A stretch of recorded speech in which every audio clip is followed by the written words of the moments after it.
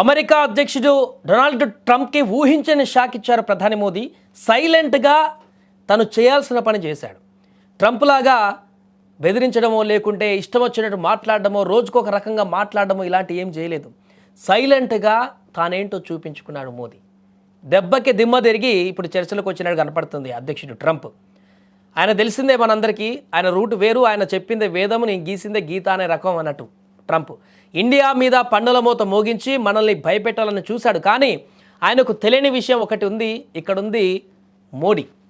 ఎవరికి భయపడడు, ఎక్కడ తలదించడు, మన దేశానికి సంబంధించిన విషయాలలో ఎప్పుడు కూడా కాంప్రమైజ్ కారు. ఎప్పుడు వచ్చామన్నది కాదన్నయ్య, బుల్లెట్ దిగిందా లేదా, కరెక్ట్గా ఇదే డైలాగ్ ఇప్పుడు ఇండియా అమెరికాకు చెప్పింది. ట్రంప్ విసిరిన పంజాకు ఇండియా సైలెంట్గా ఇచ్చిన రిటర్న్ గిఫ్ట్ చూసి ఇప్పుడు వైట్ హౌస్ షేక్ అవుతుంది. ట్రంప్ పవర్లోకి రాగానే ఇండియా వస్తువుల మీద పన్నులు పెంచేశాడు. మనం చెప్పినట్టు ఇండియా వినాలి అని అతను అనుకునే ప్రయత్నం చేస్తున్నాడు. కానీ మోదీ సైలెంట్గా ఒకే ఒక్క సంతకం పెట్టాడు. అమెరికా నుంచి వచ్చే పప్పులు కాయధాన్యాలు మీద ఏకంగా 30% పన్ను వేశారు. అక్టోబర్ 30న ఆర్డర్ పాస్ అయిపోయింది. నవంబర్ 1 నుంచి అమల్లోకి వచ్చింది. కానీ శబ్దం లేదు, హడావిడి లేదు. అచ్చం మన ఈ సినిమా ఉంటుందిగా అరవింద సమేతలో ఎన్టీఆర్ చెప్పినట్లు, కత్తి వాడడం మొదలు పెడితే కంటికి రెప్ప వేసినంత టైం కూడా పట్టదు. అంతే ఫాస్ట్గా, అంతే సైలెంట్గా డెసిషన్ తీసుకుంది భారత్. అయితే ఎప్పుడైతే ఇండియా 30% పన్ను బాంబు వేసిందో అమెరికాలో రైతుల గుండెల్లో రైళ్లు పరిగెడుతున్నాయి. ఎందుకంటే వాళ్ళ పంటను ఎక్కువగా కొనేది మనమే. ఇప్పుడు మనం కొనకపోతే వాళ్ళ పరిస్థితి ఏంటి? అమెరికా సెనేటర్లు ఇప్పుడు ట్రంప్ దగ్గరికి పరిగెత్తుకు వెళ్ళారు. సార్ ప్లీజ్ ఏదో ఒకటి చేయండి, మోదీ గారితో మాట్లాడండి అని వేడుకుంటున్నారట.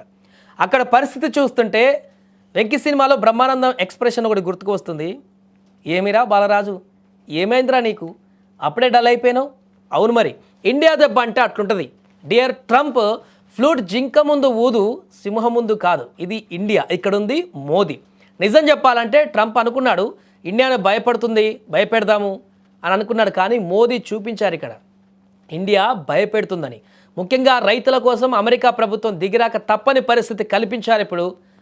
అది కూడా సుంకాలు పెంచుతాం లేకుంటే పదే ఆపరేషన్ సింధూర్ మేమే ఆపాం 10కి 100 సార్లు చెప్పుకునే ట్రంప్ చేత తక్కువ చెప్పుకోవడం ఎక్కువ అనేటువంటి పరిస్థితికి, అంటే మాటలతోటి ఏదో చేద్దాం అనుకున్నాడు.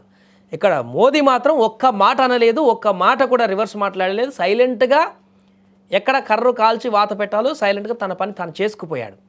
తనకు మాటల ప్రచారం అవసరం లేదు, పని రిజల్ట్ కావాలన్నట్టుగానే చూపించాడు. ఇప్పుడు ఆ రియాక్షనే ఇప్పుడు అమెరికా నుంచి తీవ్రమైనటువంటి రియాక్షన్గా మారింది. ఇప్పుడు ఏం చేయాలో అర్థం కాక సైలెంట్గా మంత్రాలు చేసే వరకు వస్తున్నట్టుగా కనపడుతుంది.